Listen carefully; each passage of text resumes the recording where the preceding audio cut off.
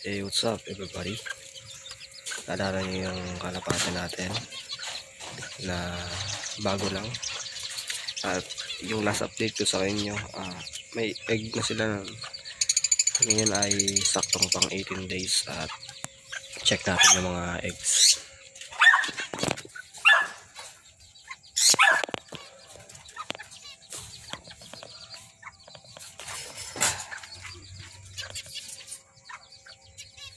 So ito na yung eggs. Yan, makita nyo. Ay crack na siya, and then naririnig ko siyang parang tinutok ng inaki sa loob. So ngayong araw pipisa na to. Baka mamaya lang tanghali pisa na to. Parang sabay nga silang pipisa eh. Pero isa. Ito naman yung isa. Ayan. I-crack na rin. Saktong 18 days yan kasi ang kalapate na pipisa ang egg nila 18 days. Unlike sa ibon na halimbawa lovebird, sa lovebird naman 21 days naman. Pero yun ang commonly na pagitan ng mga eggs, between 18 to 21 days. Ang iba lang ay ang reptile, kasi reptile minsan merong inaabot ng 2 months. So yan, ito yung pares natin yan. Ating blue bar, tsaka itong checkered to na parang pied. Hindi ako ganun kagaling mag-ID sa kalapati eh. Pero yan. Ito, nakuha ko lang siya dito. Parang long time na yun, pagod na pagod siya eh. Hindi siya makalipad. Kaya ayan. At wala talaga akong bagong kalapati. Pero yun, parang ang tagal na makarecover. Eh, binigyan na lang ako nung ka-churchmate ko ng hen na kalapate. Tapos binigay niya ako ng pares ng pure white.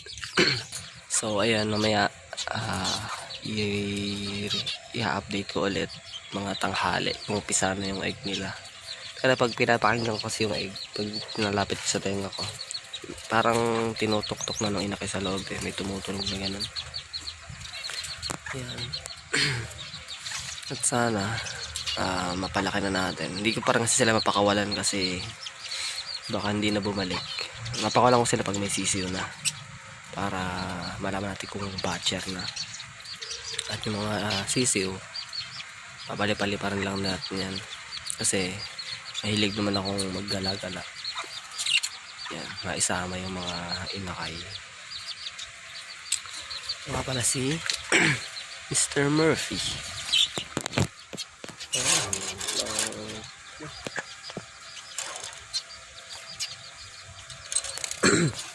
Ito yung sinasabi kong hindi hand-feed, pero na-tame ko siya. Aray. Medyo masakit lang. Ayan, pati yung hen. Ito. So yun, update ko na lang kayo mamaya dito kung ma-hatch ngayong tanghali. At ayun na nga, 1 PM na ngayon ng tanghali. At yan na, napisa na yung unang egg natin. Isa na lang yun, naantay natin mapisa. Pero ngayong araw pakipisan nyo kasi may crack na rin siya kanina eh. Ay, pakita ko yata kanina, may crack na rin yun. Bali, ngayong hapon mapipisa na rin yun. Magkasunuran lang kasi ito eh. Yan, ano kayang kulay nito? Umpisa na rin subuan ng hen. Yan yung hen. Ito yung cock, yung blue bar. So ayan na, sinusubuan na ng parent yung inakay. Yung isa di pa pisa. Alam nyo ba yung kalapate? Sila yung isa sa 3 ibon na nagpo-produce ng milk pagka nagpapakain. Ibang ibon gaya ng lovebird species, seeds yung pinapakain nila.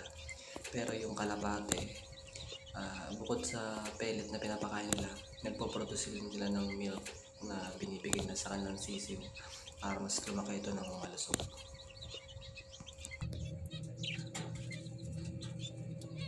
Bilis niyan lumaki oh. Pagka talaga yung sisiw na-hatch na, tapos nag-start, baka inhale ng hangin, bigla silang lumalaki. Sana maganda ang ilabas na kulay. Ay, isang itlog. So yun lang muna, update ko na ulit kayo sa sunod kung ano mangyayari dito sa CCO. Mamaya update ko rin kayo kung pagkapisa ng isa pang egg. Yo sir buddy, so ito yung update sa kalapate natin. Dalawa na ang napisa. Yan, actually napisa to kaninang umaga, linggo na ngayon. Isang araw yung nakalipas bago ako napisa. Ayun yung nanay niya. Napakanatang ng nanay niya Ayun o. Yan, medyo tapang. So bale yun, isang araw bago napisa. Pero nung day na napisa yung una nating sisiw, may crack na yung isa na yun talaga. Pero isang araw tayo nakalipas bago siya talaga tuloy nakalabas. Tapos yung yung pure white natin nandito, ayan, naglilimlim pa rin. Hindi ko natanggal yung isang infertile, hinaangon lang para hindi sila manibago. Tatanggalin ko lang yung paghanapisa na isang sisiw. Ngayon naman try ko sa inyo pakita yung egg comparison ng Serama at saka yung kalapate natin. So di ba napisa nga yung mga itlog ng Serama natin, kaya meron tayong mga chick. Kaya napatok sa inyo yung egg comparison ng itlog ng kalapati at itlog ng Serama. So ito, wait, pakita ko. So ayan no, kung nakikita nyo, may tatlo tayo ditong itlog. Yan. So kung nalilito kayo kung anong itlog ng kalapati dyan at itlog ng Serama, so itong medyo brown na egg, ito yung itlog ng ating Serama, no, na bantam chicken. At ito naman yung itlog ng kalapati na dalawa na pisa ngayon lang. Yan, kung mapapansin nyo, halos magkasinla lang yung itlog ng Serama at itlog ng kalapate. Talagang kulay lang yung pinagkaiba nila Yung sizing ngayon makita nyo, same na same lang yung sukat. Sabihin ganun kaliit yung mga Serama, ganyan kaliit yung egg nila. Diba kung compare natin sa itlog ng manok na native, o kaya yung mga puproduce ng egg na manok, diba sobrang lalaki. So yung sa Serama, ganyan ang kaliit. Halos kasi naka lang ng itlog ng kalapate. So ito naman yung mga Serama natin, yung naalala yung huling napisa, yung tatlo. Yung pinost ko nung huli, yan na sila ngayon.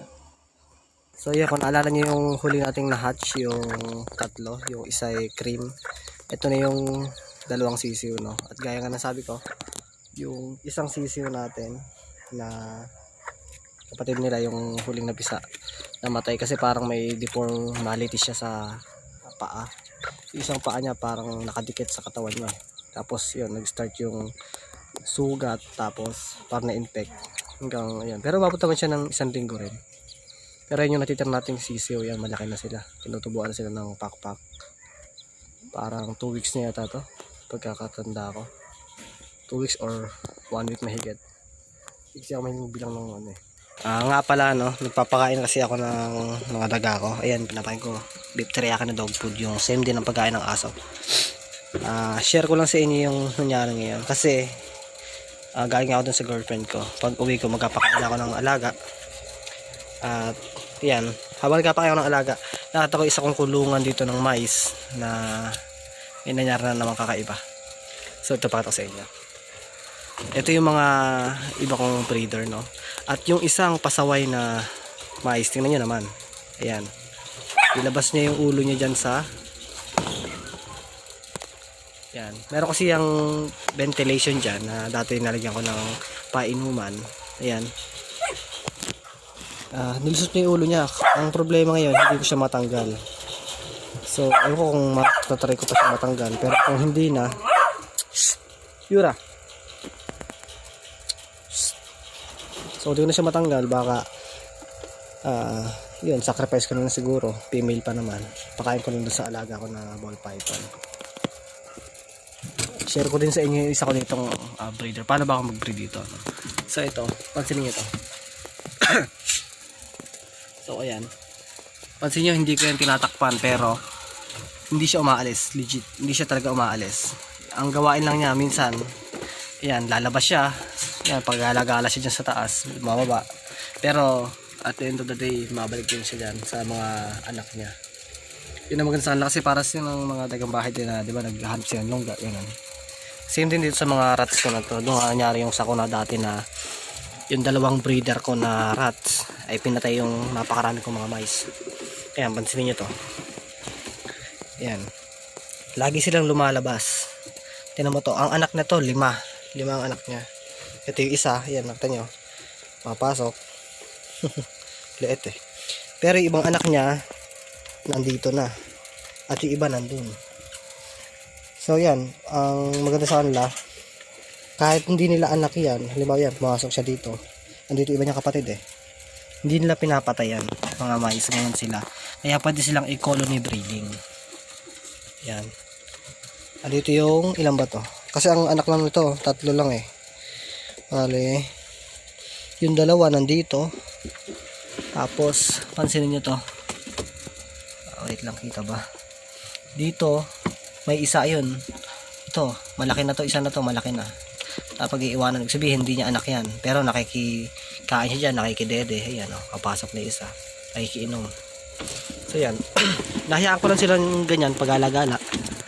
Ayan o. Kasi wala pa akong case na nawalan ako ng mice na at rats na as in nawala. No, gaya nung isang araw. Ito, yung breeder ko na to, kasi kita nyo tabi niya yung aso ko, si Yura. Ginalaw to ni Yura. Pag ginalaw kasi yan, ayan, bubukas yan. Kaya ang nangyari nung isang gabi na yon, nakawala lahat, halos lahat nakawala. And then kinaumagahan, mag-check ako ng alaga. Kaya nang like kong ginagawa habang nagkakape. Lahat ng mga anak na yan, mga harvest ko na yan, nandito sila lahat. Yung iba pala nandito, yung sa silong na yan. Pero hindi sila umaalis. No, gabi pa lang nakawala na sila. Kaya yung sinasabi ko na mga daga na to, no, parang aso, parang kalapati yan. Hindi sila umaalis ng lugar nila. Pero lang siguro kung ang pesto nyo nasa lapag. Kasi itong pesto ko na to, tulungan to ng aso. So ayan. Kaya dyan lang din sila. Ayan, makita nyo isa na yan. Yung nanay. Babalik din yan dyan. At ito isa, hindi ko alam kung kaya ko pang tanggalin. Kasi mahirap na rin suksukin ng plais. Di ko alam kung kaya pang putulin, pero try ko wait. Ayan, kumuha na ako ng plais. Try ko siya ngayong sagipin. Pasaway. Wait lang.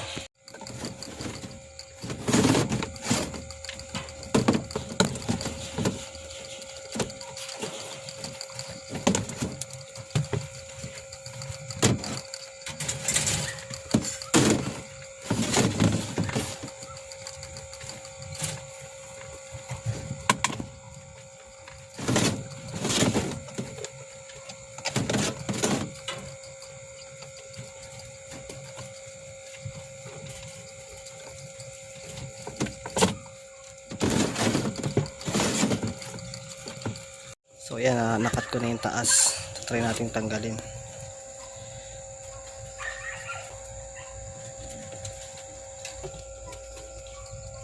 So ayan. Sana makasurvive pa siya, no? Hindi ko alam kung ano, parang ang tagal na niya nakaganyan eh. Parang mula kanina pa eh. So ayan, sana makasurvive pa siya. Ubusin na rin siya ng pagkain. Lagyan ko na lang siguro ulit. Update ko rin kayo, try ko yung update sa sunod kung buhay pa isa na to. Pero pag namatay siya, nakipakain ko na lang siya sa iba kong alaga. Yan, di ba bumabalik? Ay, bumalik ka na. Ano daw sa taas? So yun lang muna, no? Update ko na kayo sa sunod na upload.